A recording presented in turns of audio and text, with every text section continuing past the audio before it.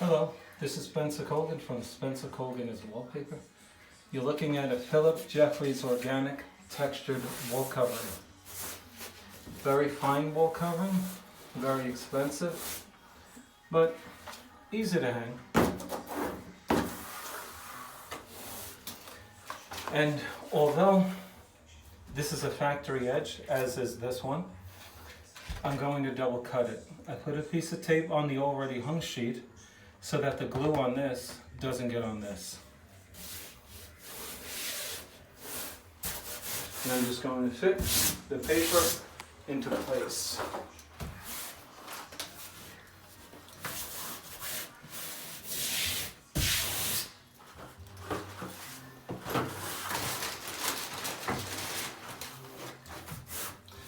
You're going to work from this edge and then smooth it out.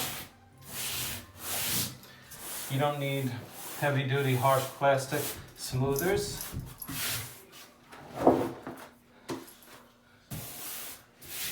Your hand actually can do this whole job.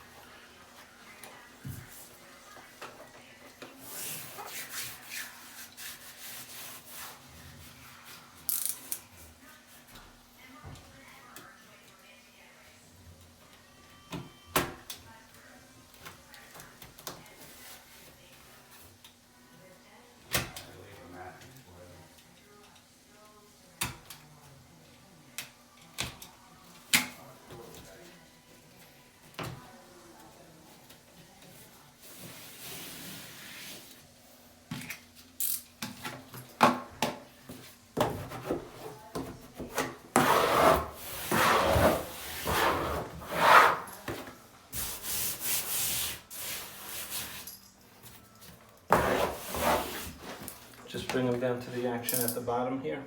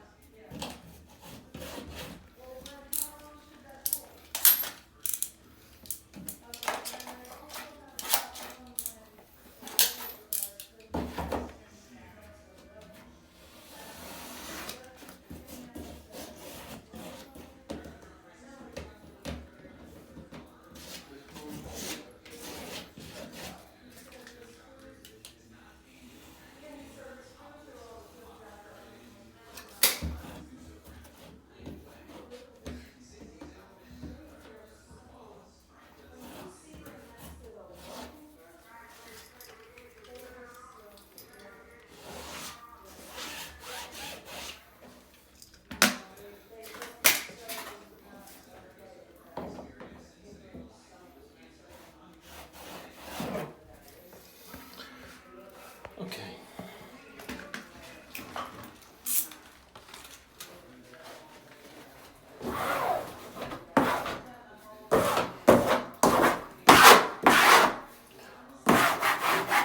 You see these ripples in the wallpaper?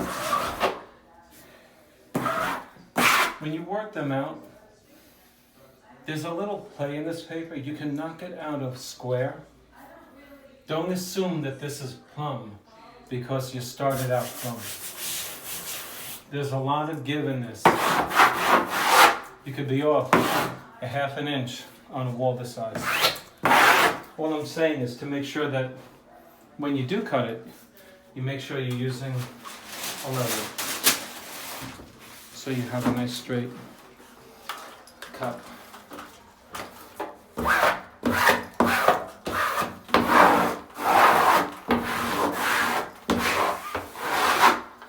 Now, a little word of advice about these things.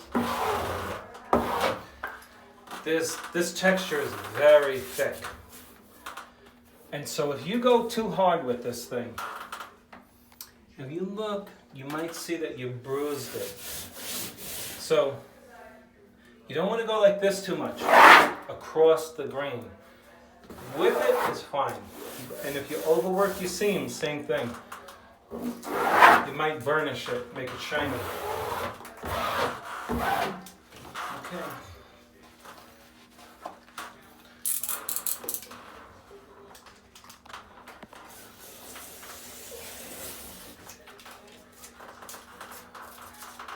Okay, we're ready for our final cut.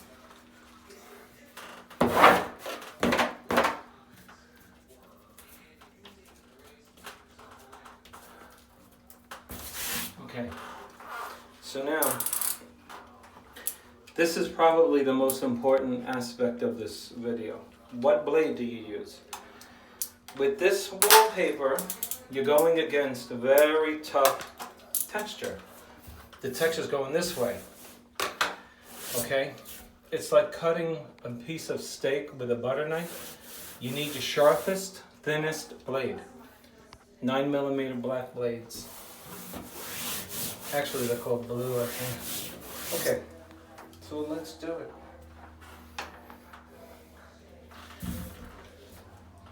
And we're going to stay consistently from the edge of this wallpaper.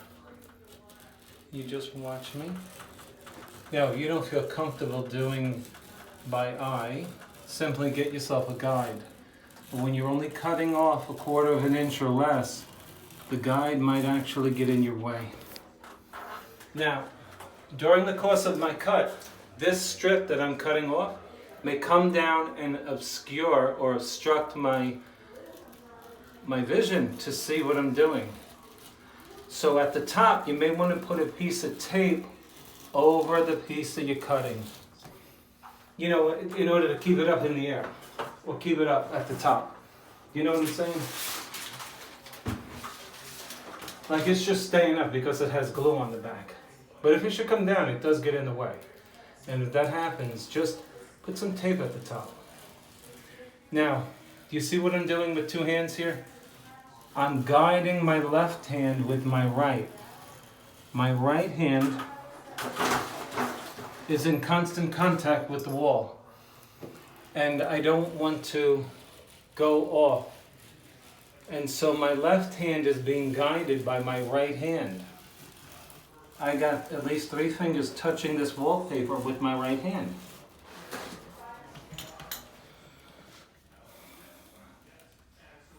And it's important to keep your left hand true. Come all the way down. Let's go all the way to the end. You can hear the blade fighting through those threads, right? Let's pull our wallpaper back and take off not only the tape. Now look, this tape on your wallpaper might leave a residue, a tack residue. Check it out before you do it. Okay? Don't assume that tape is not going to impede the beauty of the finish. Don't forget, tape has some glue on it, right? So it may be detrimental. You have to check it out. Okay, I wipe my wall covering smoother.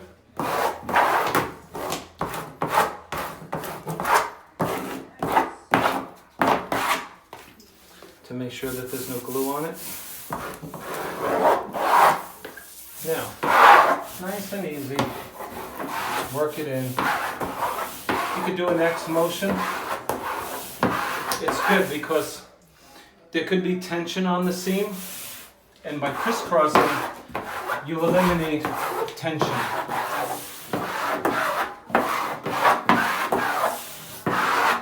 As you can see, a beautiful seam is beginning to form.